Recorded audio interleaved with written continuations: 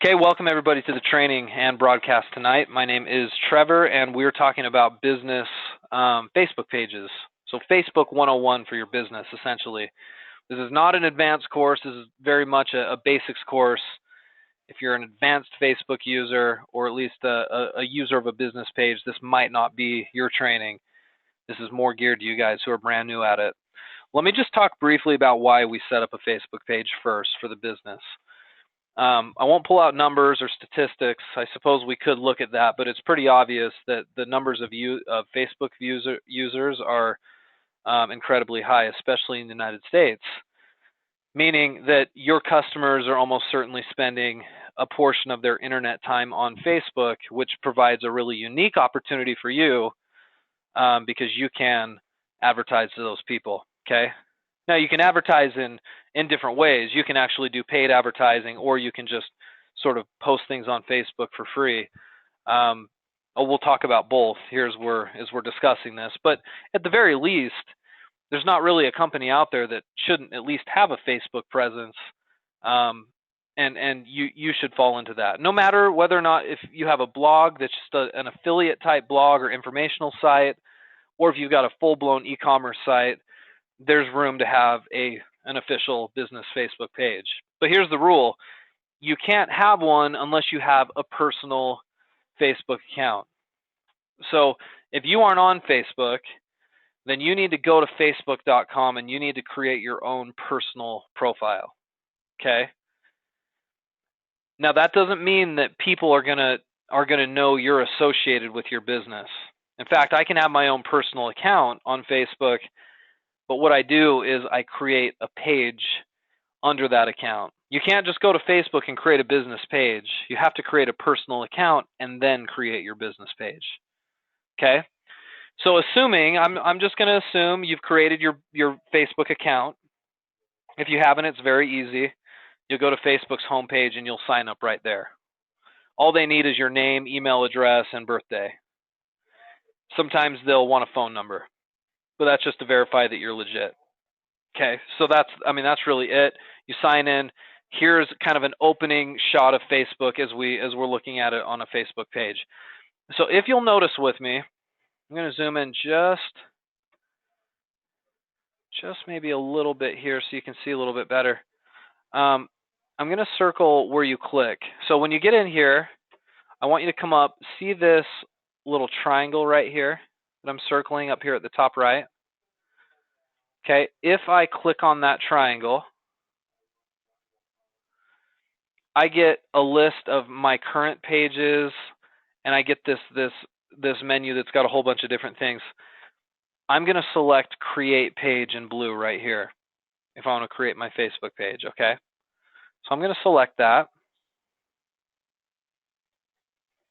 And I'm going to be given 6 options here.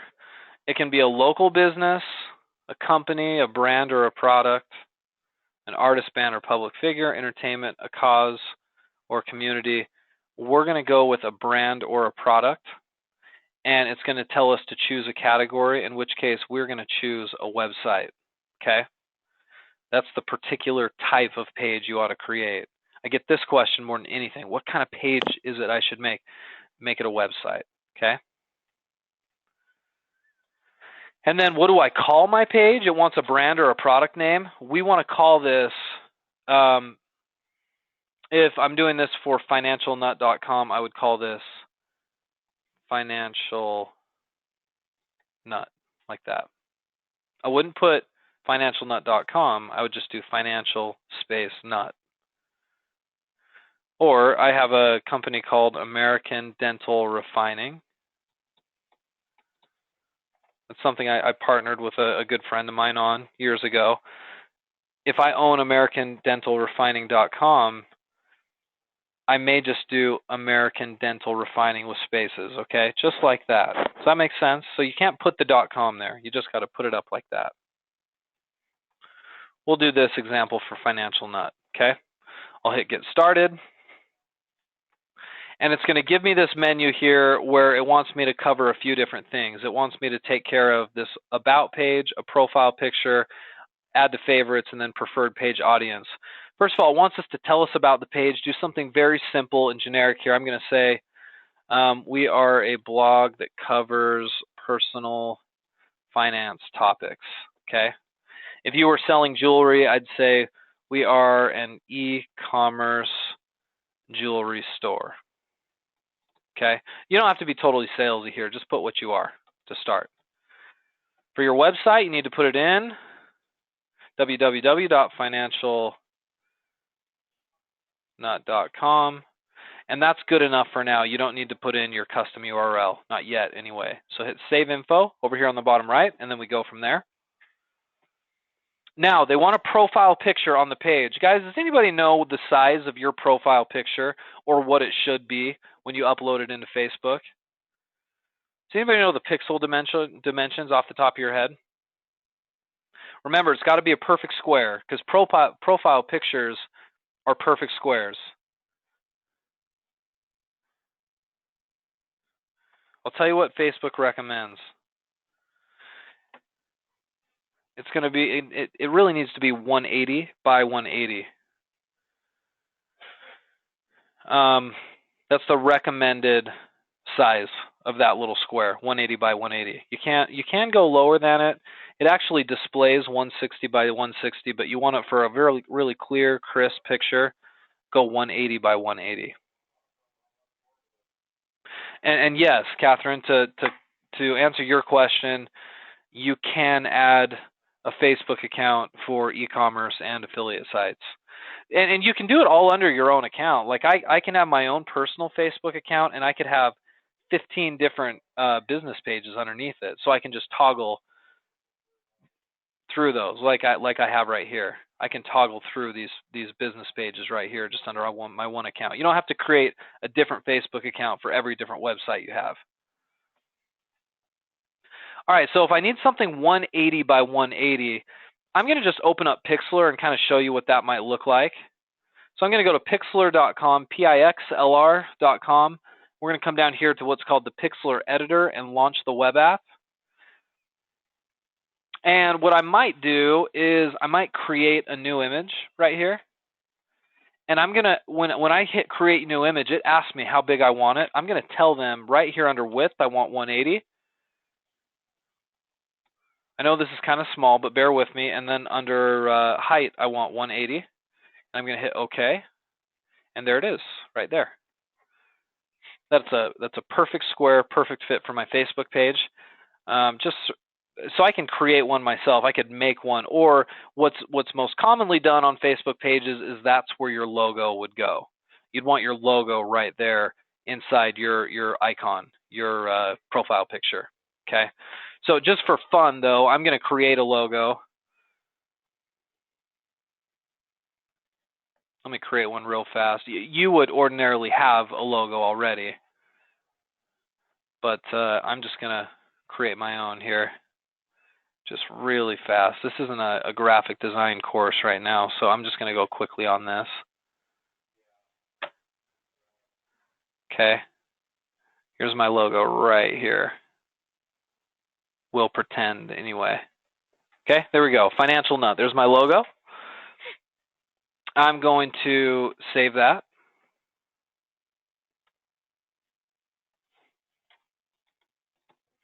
Make sure I know where to find it in my downloads, and there we go. So now I can go back to Facebook. I can come over here and upload the logo. Found it right here, and then I can just double click and load it on in.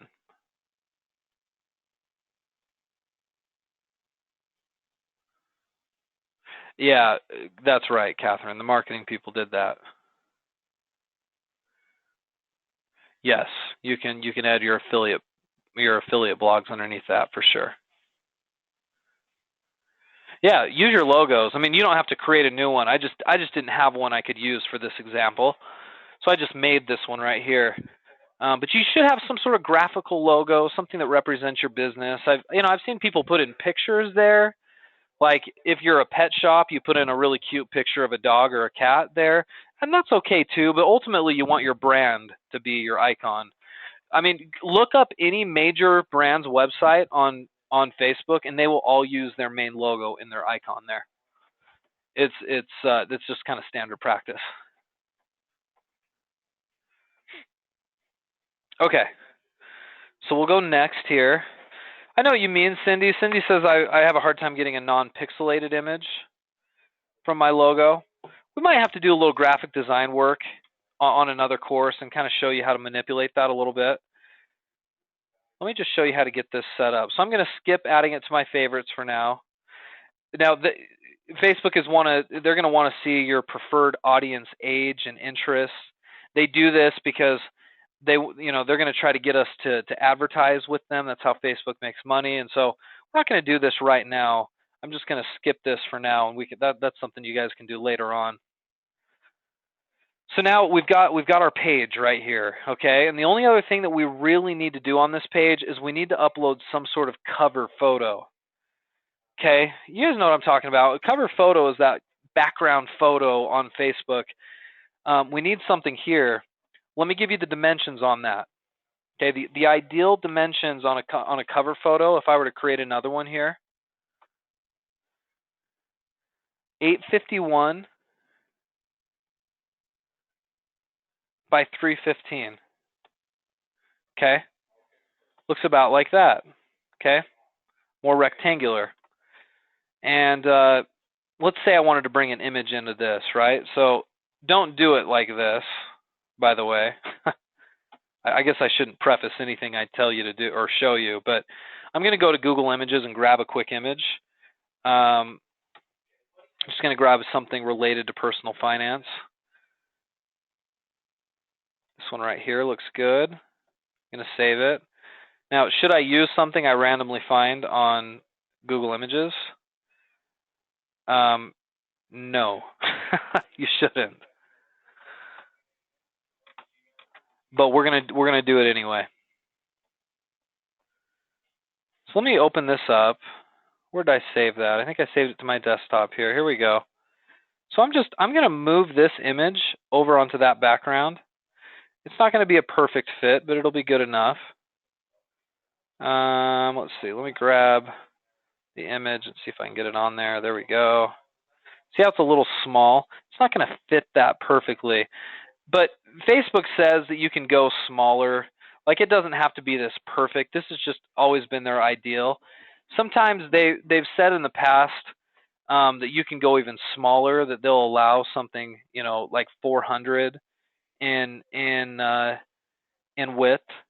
Yeah, like what you're saying, Cindy, 400 in width and 150 in terms of the height. They allow for that. This I don't like because that doesn't fit it very well. Let me grab something that's just a little bit longer. Yeah, this one might be better. This is a bigger image. Whoops. Let's save this image. Where you should get the background image from is up to you. We've talked about where to get images. So I'm not going to cover that right now. But see, I can grab this. This wasn't the perfect size, but I grab it and I can kind of manipulate, how drag and drop or drag it a little bit and put it the way I want it and then just save it. And then that'll show up now as my background. So, usually people have marketing messaging back there. They may just have an image like this. I mean, if I'm talking personal finance, this is perfect as a background image. But I shouldn't just grab this and use it. I don't own the rights to it, right? It could be copyrighted.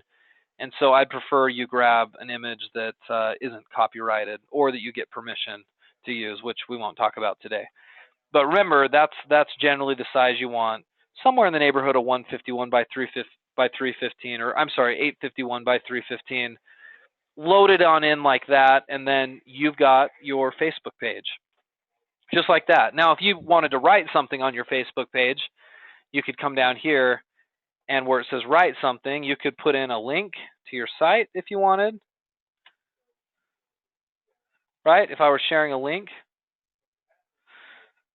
Or, I can just say something here.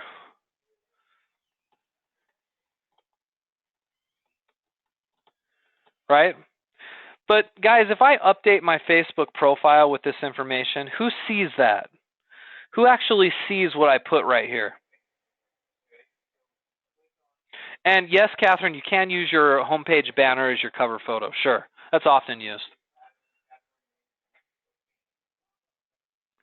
Yep, if you had your website built for you, you can certainly use that banner.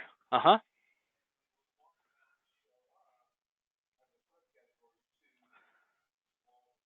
Well, let me ask you a question. When you're using Facebook in general and you post something online, who sees your stuff? Your friends do, right? If you've got a business page associated with your normal personal Facebook account, if I were to post something here, do my friends see it? Right, I'm not posting as myself. I'm posting as Financial Nut right now. So do my friends see it? They don't. So if you're concerned about doing this anonymously and you don't want your friends and family to see your Facebook business page, they're not going to see it. Not unless you share it with them. Okay? So you could take this page and share it with everybody of your friends and family, but as of right now, your page currently has 0 likes on it. And if it has 0 likes when you first create it, nobody's going to see my comment here. Hey, do you love my new Facebook page? Nobody sees that until I get people that like it. But here's what's interesting. Over the years, Facebook has diminished the value of a like, right? What do I mean when I say somebody likes something on Facebook? Most of you guys use Facebook. If you click the like button on Facebook, what does that mean? Just that, right? That you like whatever was posted. It could be a picture. It could be linked to an article or a blog. It could be a link to a news story. Maybe it's a video. If you click the like button, you sort of appreciate it, right? If you like someone's page, somebody's Facebook business page, it means you like their business and to some extent you'd like to interact with that page. But what's interesting is they ran a survey pretty recently. I think it was just last year, and I can't cite the source right now, so don't quote me on this. But there was a survey run that showed how the value of a like is diminishing. So years ago, if you had thousands of likes on your Facebook page, that might have been something extremely valuable to the business. That's not really that valuable anymore, because what Facebook has done is, just because I like Coca-Cola's Facebook page or I like Nike's Facebook page doesn't mean I'm going to interact with that page at all. In fact, they ran this study that showed that about 1% of users who like a page actually interact with it on any kind of a regular basis. 1%. So if I have 10,000 likes on a page, I might have 100 of those people that interact with my Facebook page at all. The value of a like has greatly been diminished. If I've got 10 people who like my page and I post something, it does not mean that all 10,000 of those people are going to see that post on their Facebook dashboard or their news feed. So that change, I think I know what it's motivated by, and I think it's motivated by the fact that Facebook makes money off of their advertising that comes from businesses. And if they made it to where everyone who liked you could see the things that you post on Facebook, you would have no reason to really spend dollars on Facebook and advertise, or at least not as great of a reason. That's why the value of the like is diminished, because Facebook wants you to spend money in their advertising. Now, is spending money on Facebook ads a worthwhile thing to do? Yes, it's proven very worthwhile, because Facebook, their advertising network can be extremely targeted. Okay, you can target only people between the ages of 18 and 30 who enjoy running and athletics, and we know that about their account profiles that are, let's say, just female. Maybe we're just wanting to target women who are between the ages of 18 and 30 who like running and athletics, because we have a fitness site, and you can advertise only to those people, which makes your advertising extremely targeted as opposed to advertising to just a general mass of people. Because Facebook knows so much about the individual user, advertisers are able to target those people very individually. So it's a great network for paid advertising. And I'm telling you, if you're a new business, The only reason I'm really doing a lot of advertising on Facebook is if I'm paying for it. Okay, just because I built this nice page and I might share it with some friends and family and get a few likes here and there doesn't mean that's going to do me a whole lot of good. I can at least link to it from my website, and it's important to say, hey, I've got a page on Facebook in case somebody wants to find us there. But it's not really all that valuable unless you're going to pay for it. So can I just advise you, we won't have time to talk about it tonight, but if you want to really push Facebook, pay for some ads. It's not cheap necessarily, but you can dictate how much you're going to spend. You can spend $5 a day if you want. You can spend $50 a day or $500 a day. Most of you guys, we try to not push too much of the paid advertising on, but hey, it actually might work well for your business, so it's at least worth testing. This is not as good for affiliate sites. Usually paying for clicks to an affiliate site through Facebook is not usually a really great return on your investment. I'd say this is a bit more applicable to e-commerce, although you still should have a Facebook page if you are doing this for an affiliate site. So that's the main reason why you should use it. The second reason is just for credibility. You should have a Facebook page just for the sake of, hey, it's 2016, you have a business, you should be on Facebook. Third reason, and I won't emphasize this too much, but I do want to mention it, it amplifies your content. So if you're blogging, you can put your blog post link, your most recent post that you created, onto Facebook, put a hashtag on it, and send it out there into the world of Facebook, and you may get a few people that find it that way. Maybe.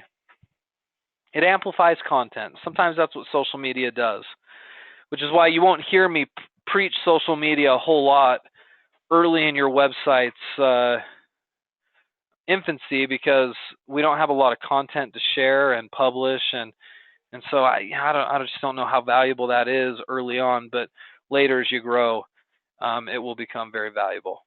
If you're ready to spend money on it, it becomes valuable almost instantaneously. Okay.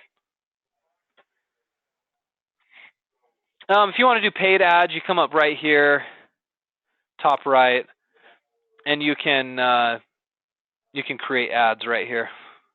That's where you'd start.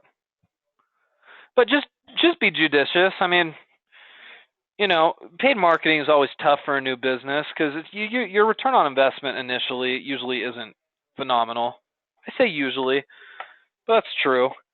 So I'd like you to get some revenue coming into the company maybe before you start. But if you have a nice little marketing budget put in place that you can sort of test it out, it might be worth it.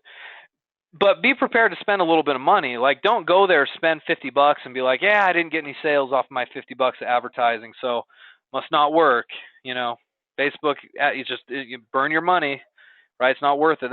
You can't make that assumption. You need to run a $50 ad, 4 times a month for 4 or 5 months, and optimize the ad and really make sure you're catering to the right audience, and you'll optimize it to the point that way where, hey, you are actually making money off of it, right? Sometimes you make money right away, which is great, but these ads take some optimization and some work over time. We always call it a test market in the advertising industry, right? You run a commercial advertisement, you run a little test market in Chicago first to make sure the response is good, and then you run it nationwide. It's similar with this type of advertising. Okay, but that's how you create your page. Your link to your page is right up here. I just highlighted it for you. So if you need to get your link and link it to a website or a comment or wherever you want to market it or advertise it, this right here is your link, okay? Pretty easy stuff. So that's Facebook 101 for you guys. Hopefully that brought some realistic, tempered expectations to what we're doing on Facebook. It's no silver bullet, but it's definitely something that's worth having, and I hope this helped you out. I will see all of you guys next Thursday for some more training. Thanks for coming along. I appreciate you being here.